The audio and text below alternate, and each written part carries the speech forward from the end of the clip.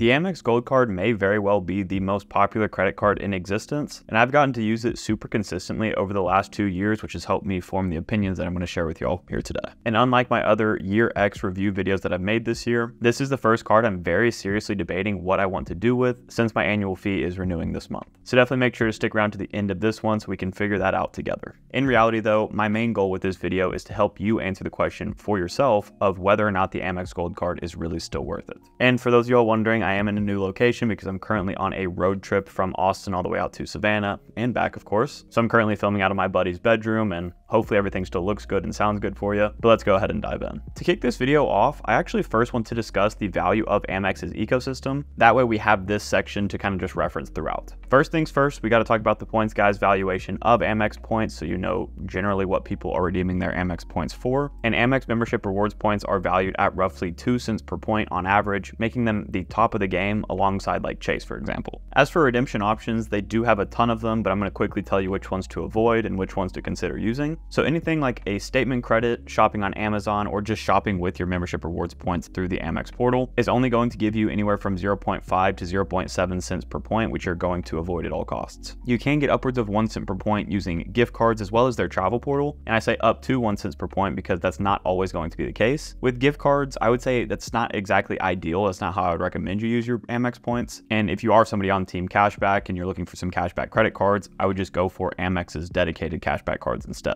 The travel portal does maybe seem like a good thing to use your points for as well, but I will warn you that even just using my Amex Gold through the portal, I have seen prices not accurately reflect a 1 cent per point valuation. So you definitely just want to be a little bit careful with this, but there are some niche situations where this redemption style makes sense. But the real way that you get value from your Amex points as well as your Chase points and basically every main lender out there is through Amex's transfer partners. The value you can get by doing this really is uncapped, but this is where that average 2 cent per point valuation comes into play. So basically, if you have Amex membership rewards points, you should be defaulting to using their transfer partners, and we'll leave it at that for now. In this section too, I want to mention that the Amex Gold card is commonly used as a companion card to both the Amex Platinum card and the Amex Blue Business Plus to compose the very famous Amex Trifecta. If you did have all 3 cards, you would basically just be using the Amex Gold card for all of your food purchases. That way you lock in 4x back on those. The Amex Platinum card you would be using for 5x back directly with airlines or just through the Amex travel portal. And then the Amex Blue Business Plus you would just use for literally everything else to capture your spend at 2x. Yes, the Amex Blue Business Plus is a business credit card, as is in the name. And if you're confused about how or why you would really utilize this card as somebody without an official business, I've made basically a full video on that topic regarding all of business credit cards, so you can definitely check that out after this one if you're interested. But as you can see with this setup, it really is not the best like earning rate setup that is out there. And in my opinion, the only reason that you would even want these cards for the earning categories is 1, if you spend a lot of money on travel, and 2, if you spend a lot of money on food. On top of that, the Amex Platinum card has a $695 annual fee, and the Amex Gold card has a $250 annual fee, making this setup the most expensive trifecta that we commonly talk about here on YouTube. And while yes, these cards do have credits to help offset these annual fees, if those credits are not ones that would have fit into your normal spending habits before having these cards, then you really cannot count that in lowering your effective annual fee on these cards because they're just making you spend more money that you wouldn't have before, which means you're one of their favorite customers. Now, with all that being said, what does this really lead us to believe about Amex's credit cards in general? Well, most likely Amex is targeting higher income individuals, possibly with families, who would funnel a lot of spend through their credit cards. Now, does that sound like you? Because it does not sound like me, hence why I'm slightly leaning towards not actually keeping the Amex Gold card open anymore, and why I'm sometimes harsh on their credit cards for somebody in my target demographic. One nice thing about Amex's membership reward point earning cards though that's different from other lenders is that they actually pool all of your membership rewards points into just one central account, and they are not necessarily connected to each of those cards individually. So what this means is that you can actually transfer out to Amex's travel partners with any of their credit cards, yes, even the free ones like the Amex Blue Business Plus, again, as long as they are membership rewards point earning cards. Speaking of their travel partners, they do have 20 of them that I can show on screen right now. I'm not gonna list all of them off for you, but their partners list is composed of 17 different airline partners and 3 hotel partners. Just so you know too, I would probably avoid using the hotel partners unless there are some like interesting award availabilities out there, which I have been able to find once before. And in that case, I'd say it's okay. Some of the ones that stick out to me from this list though would be Air Canada,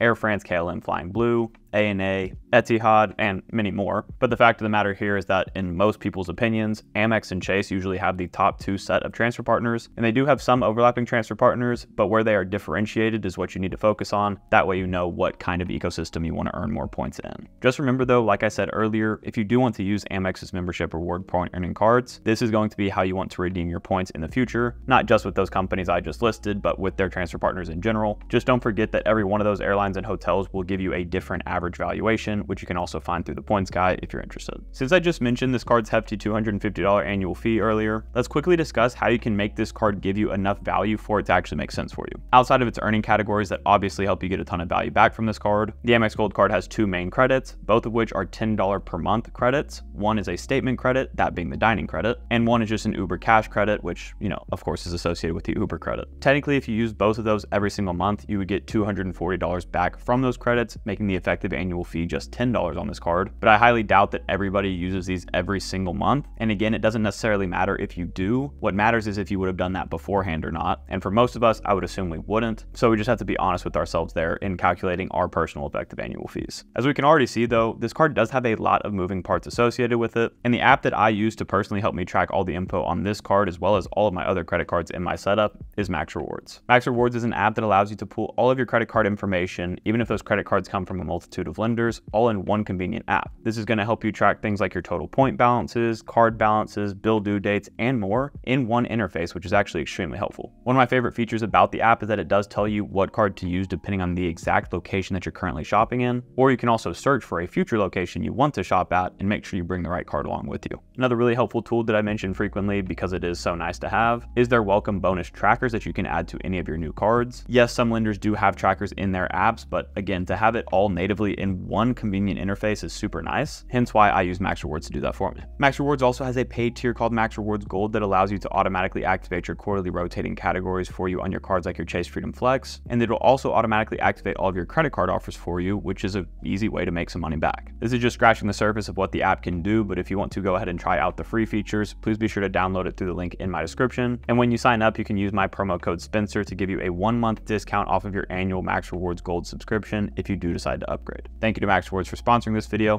but let's get back into the content. Okay, now let's get into the actual value that I've personally earned from this card in the past 2 years, starting with, of course, the welcome offer. The Amex Gold card was actually the 5th credit card I ever applied for, and I opened it on June 7th of 2022. The welcome offer I got on it was the all-time high welcome offer, at least that I've ever seen, for 90,000 membership rewards points after spending $4,000 in the first 3 months of having it. And since I applied through Resi, I also got a 20% back offer on up to $250 back on my dining purchases for the first year of having the card. The welcome offer on it today is very different, but there are still some elevated ones that come and go, so definitely keep an eye out for those. And as for the monetary value that all those points are worth, we're going to talk about that here in a couple sections. I do want to mention the main Amex application rules to keep in mind if you want to go for this card. We could spend a lot of time on this section, and honestly I could make a full video, so maybe I'll do that in the future. But to list them off real quick, the first one would be the once in a lifetime welcome offer rule that Amex has, which basically means exactly what it sounds like. You're only eligible for one welcome offer on every Amex card you get in your lifetime. Now, lifetime may only mean 7 to 10 years. We've seen data points suggesting it's not actually your lifetime, but it's still a very long time. Note here that even just having one of these credit cards, so if you've upgraded or downgraded and not gotten the welcome offer on the card that you upgraded or downgraded to, that actually counts as you having that card in the past, meaning that you knock yourself out of eligibility for that welcome offer. The second rule they have is a 5 credit card limit, and this one's also another one that's a little bit of a loose term. It seems like it's more of a range from a 4 to 6 credit card limit. And whenever I say credit cards, I mean cards that Amex automatically gives you a credit limit for, so this does not apply to charge cards. The last 2 rules I'm going to mention have to do with the velocity at which you add Amex credit cards. The first one being the 1 in 5 rule, which again is exactly what it sounds like. You can only get approved for 1 Amex credit card every 5 days. This does not apply to the charge cards once again though. And then the last rule is the 2 in 90 rule, which means that you can only get approved for 2 Amex credit cards every 90 days. Once again, this mainly just applies to Amex credit cards, and the charge cards are less affected. Going back to the value that I've personally gotten from this card though, we have the welcome offer covered, but what about all the earning that I've gotten from spending on the card? First of all, the Amex Gold card earns in the following categories. It's going to give you 4x back at restaurants worldwide, 4x back on US supermarkets up to $25,000 spent per year, 3x on flights booked directly with airlines or on AmexTravel.com, and 1x back on everything else. So let's go ahead and break this all down by year. In 2022, I got the welcome offer of 90,000 points for that $4,000 worth of spend. And then on top of that, I earned a total of 10,440 points for everything else. In 2023, I actually got a retention offer on this credit card for 30,000 points after spending $3,000 on the card, which I forgot about until scripting this video, so that is some extra bonus points in there that I'm glad to have had. And then further than that, in 2023, I earned 24,284 points from spending on the card. Now in 2024, I stopped using this card as much because I had some other cards I was getting bonuses on, as well as just trying to change my overall strategy. But so far, I've still earned 5,850 points as of the end of May, basically. Now that's all well and good, but what are these points actually worth? How much monetary value have I gotten from this card? The way I'm gonna break this section down is by redemption rates. So we're gonna have one category for the 1 cent per point redemptions, that being like gift cards in the travel portal. And then the second way is by transfer partner value, since you can get 2+ cents per point for that. We'll just take an average value of 2 cents per point. Just remember that you can get less value than that and also much higher value than that from their transfer partners. I didn't include anything about cashback in this section because you're only going to get 0.6 cents per point in cashback form with your membership rewards points, unless you have the Charles Schwab Platinum or the Amex Business checking account, as well as the Amex Business Platinum card. We're just not covering that here today. But if you don't have either of those cards, then you definitely do not want to ever redeem your Amex points for cashback. So going back to 2022, the total points that I earned in that year was 100,440 points at a 1 cent per point valuation. Again, with like the travel portal or with gift cards, that would be a value of $1,004.40. With transfer partners at an average value of 2 cents per point, that would give me $2,008.80. Obviously that welcome bonus kind of carried me through 2022, but let's talk about 2023 real quick. I earned a total of 54,284 points that year, also heavily increased by that retention offer I got, but at a 1 cent per point valuation, that is worth $542.84. And at a 2 cent per point valuation, that's worth $1,085.68. And then finally in 2024, I've only earned from spending on this card, and it's been a little bit, not too many points here, sitting at 5,850. At 1 cent per point, that's $58.50. And at 2 cents per point, that's $117. With all that being said, let's real quick just bring all of those numbers together to give you a final number here. And before we do, just remember that this is only the value that I've gotten from personally spending on this card. So it does not include any referrals I've got. Of course, I've talked about that in other videos. I'm very transparent about those numbers, so you can check that out if you want to. But I wanted to make this video as relatable to the viewer as possible, hence why I did not include those numbers. So the total amount of points that I've earned on the Amex Gold card on my own accord is going to be 160,574 points. And again, that's over the last 2 years to be exact. At a 1 cent per point valuation, that would give me $1,605.74. And at 2 cents per point, that would be $3,211.48. So even without considering the credits at all that I've used on this card, if we were to subtract out the $500 I've paid in annual fees for holding this card the last 2 years, I still would have made anywhere from $1,000 to $2,700 plus back from this card, even with my very low spend. So as you can see, paying an annual fee sometimes can give you a lot more value than a no annual fee card would, which you can see by watching my previous year X review videos on like my City Custom Cash, for example. For a card like the Amex Gold that you funnel a lot of spend through because it just has the ability to earn you that much based on its earning categories, you can actually make a ton of value back from these higher annual fee cards. If I was to estimate at this point how much value I would actually get in years to come though from this card, I would see myself using it pretty similarly to how I do now, because I just have so many other cards that give me,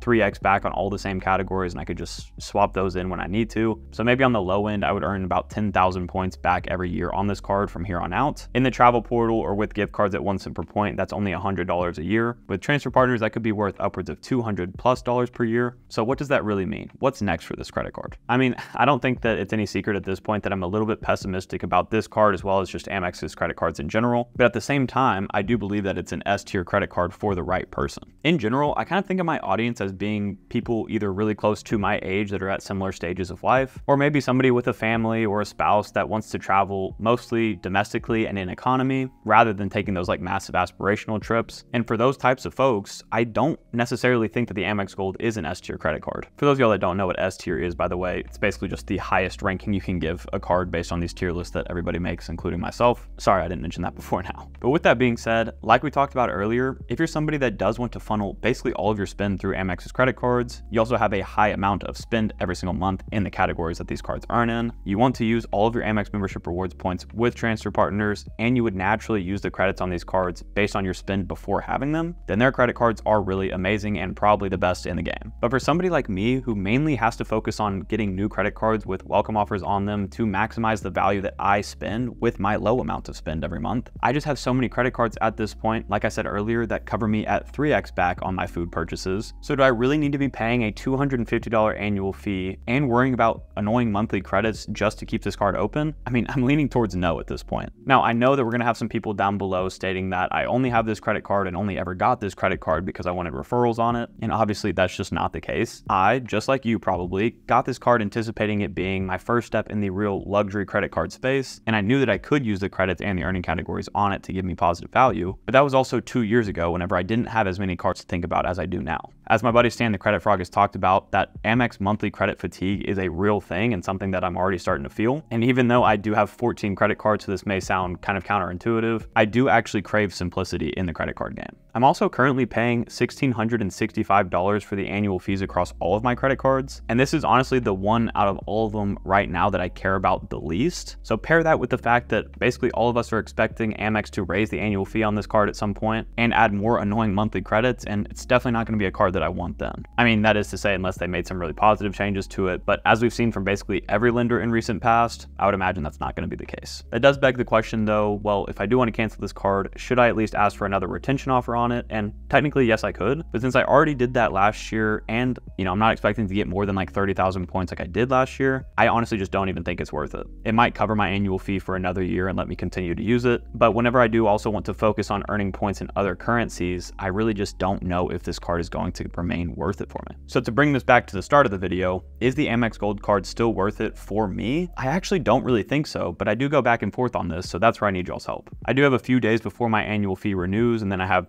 the month after that to get a refund for my annual fee. So I'm gonna need y'all to leave some comments down below and help me out with this predicament. And even if at the end of the day I end up canceling this card, I want to reiterate the fact that that does not mean that this card is not for you. So just be sure to take what I've said here today and extrapolate that towards your personal goals in the credit card game before you really form an opinion on it. Don't just take my word for it. Actually try to apply it to your life. If you want to get even more in depth on my thoughts that I have about this credit card, then I would definitely direct you into watching this video next. And unfortunately, I do not have Odin here with me today because I am not home, obviously, but I know if he was here with me, he'd want to say that we both thank y'all so much for watching the video. If you did enjoy it, please consider leaving a like and subscribing to the channel, and I'll catch you guys next time.